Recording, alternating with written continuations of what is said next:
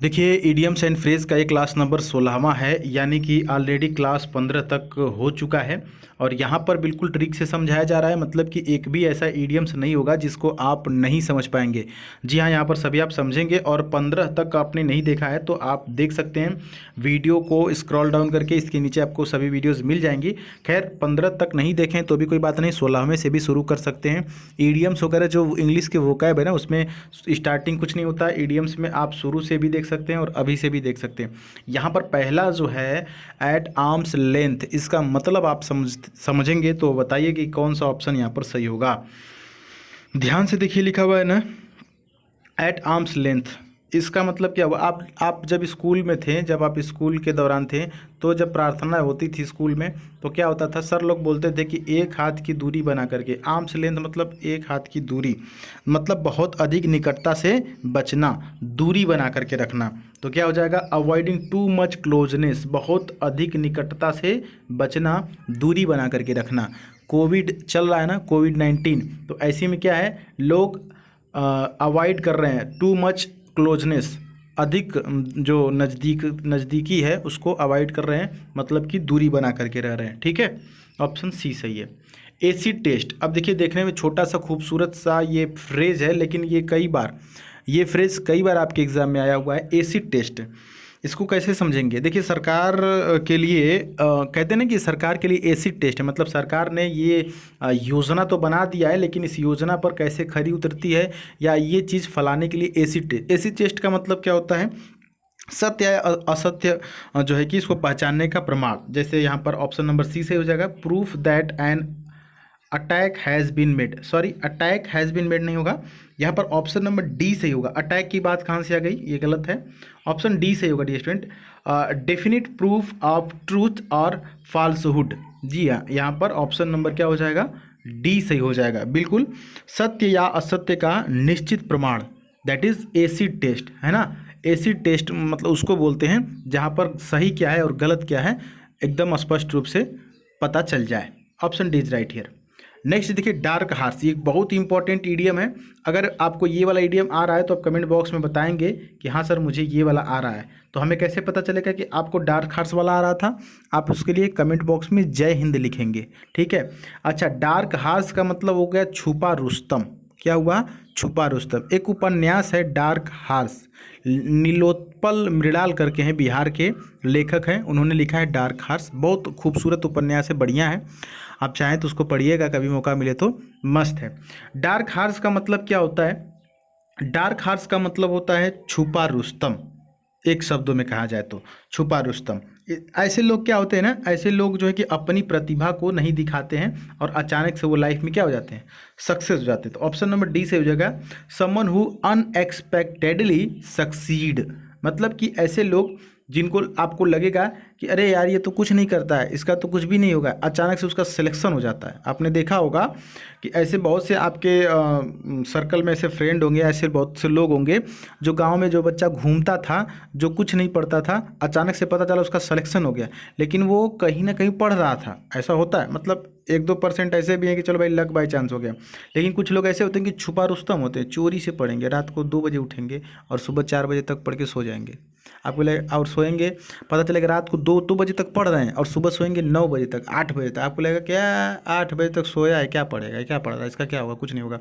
लेकिन वो लोग जब सिलेक्शन पाते हैं तो आपको लगता है अरे यार ये तो छुपा रुस्तम निकला, ये तो बहुत पढ़ रहा था अंदर ही अंदर। तो इसी को बोलते हैं डार्क हार्स, मीन्स छुपा रुस्तम। बात समझ में आई? चलिए अगला देखिए, hand in glove. Hand in glove का मतलब क्या होता है? हाथ, और हाथ में ग्लव पहनते हैं ना, तो जैसे हाथ और ग्लव की नज़दीकी होती है, उसी तरह से एक दोस्ती की बात होती है, एक पार्टनरशिप की बात होती है, लेकिन उसका जो सेंस होता है ना वो डिसऑनेस्ट होता है, मतलब किसी गलत चीज़ के पर्पज से होता है। समझ रहे हैं बात को? गलत चीज़ के पर्पज से होता है।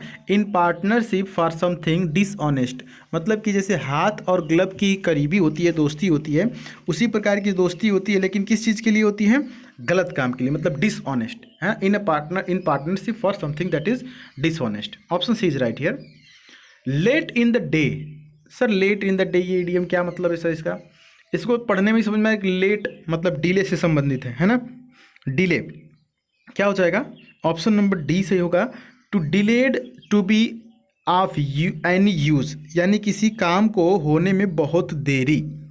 लेट इन द डे का मतलब क्या है, किसी काम को होने में बहुत ज़्यादा देरी हो जाना। ठीक है, चलिए आगे बढ़ते हैं। Draw a blank. Draw a blank का मतलब क्या होता है, इसको कैसे याद करेंगे सर? देखिए, जितना भी मैं इडियम बता रहा हूँ ना कहीं आपको एक कहानी रिलेट करके और एक ट्रिक रिलेट करके बता रहा हूँ, ताकि आपको इजीली वो चीज़ें याद हो जाए। इसको कैसे समझेंगे sir ji? Draw in a blank, जैसे मान लेते हैं कि आप एग्ज़ाम देने गए और एग्ज़ाम हॉल में ये जो आपका पेपर था, आपने इसको क्या किया, खाली छोड़ दिया, कुछ भी नहीं लिखा, थोड़ा बहुत लिखा, खाली छोड़ दिया। परिणाम क्या होगा? ब्लैंक छोड़ दिया आपने, इसको क्या किया, ब्लैंक छोड़ दिया। तो क्या होगा, आप अनसक्सेसफुल हो जाएंगे। बी अनसक्सेसफुल, क्या होगा, बी अनसक्सेसफुल, है ना। एग्जाम में आपने कुछ भी नहीं लिखा, पेपर में ब्लैंक छोड़ दिया, तो क्या हो गए आप, अनसक्सेसफुल हो गए, असफल हो गए। ठीक है, पास नहीं हो गए, अनसक्सेसफुल। नेक्स्ट देखिए यहाँ पर आपके सामने है bolt from the blue. Bolt from the blue क्या मतलब हुआ सर? इसका मतलब होता है ना कि अचानक से कुछ नेगेटिव होना जिसकी उम्मीद न हो। Bolt from the blue, that is something sudden that happens unexpectedly. तो क्या हो जाएगा, something sudden that happens unexpectedly. Option number B सही होगा यहाँ पर डी स्टूडेंट। अचानक से कुछ ऐसी घटना हो जाना आपके लाइफ में जो कि आपने एक्सपेक्ट नहीं किया, जिसकी उम्मीद आपने नहीं किया है। ठीक है, तो ऑप्शन नंबर बी सही है, bolt from the blue. Next question आपके सामने यहाँ पर आ गया, खूबसूरत सा क्वेश्चन है। क्या लिखा हुआ है, लेफ्ट हैंडेड कंप्लीमेंट। क्या लिखा है सर, लेफ्ट हैंडेड कंप्लीमेंट। ये आखिरी है, इसको आराम से समझ लीजिए थोड़ा सा। लेफ्ट हैंडेड कंप्लीमेंट का मतलब देखिए, कंप्लीमेंट आप समझ रहे हैं ना, शाबाशी, और लेफ्ट हैंड मतलब बाएं हाथ से।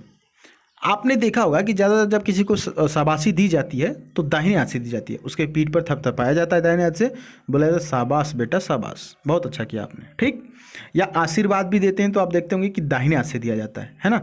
भगवान वगैरह जो ऐसे आशीर्वाद करके देते हैं, कैसे, दाहिने हाथ से देते हैं। क्लियर।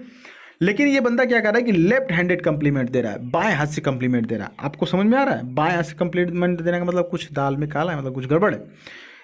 इसका मतलब यह है कि प्रशंसा के रूप में दिखाई देने वाला अपमानजनक टिप्पणी।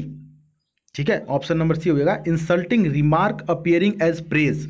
मतलब कि लगेगा, देखने में लगेगा कि ये क्या कर रहे हैं, प्रशंसा कर रहे हैं, लेकिन वो होगा कैसा होगा, इंसल्ट होगा, मतलब बेइज्जती टाइप का। आपने देखा कुछ लोग बोली बोलते हैं, टिप्पणी करते हैं, क्या गुरु छा गए, बहुत मतलब बढ़िया कर रहे हो, हैं बहुत अपने जीवन में बहुत तरक्की कर रहे हो बेटा, तुमको देखें कल, है ना, तुम फला जगह घूम रहे थे, बहुत अच्छा कर रहे हो, माँ बाप का नाम रोशन कर रहे हो। लेकिन वो क्या कर रहे हैं, बोली बोल रहे हैं, है ना।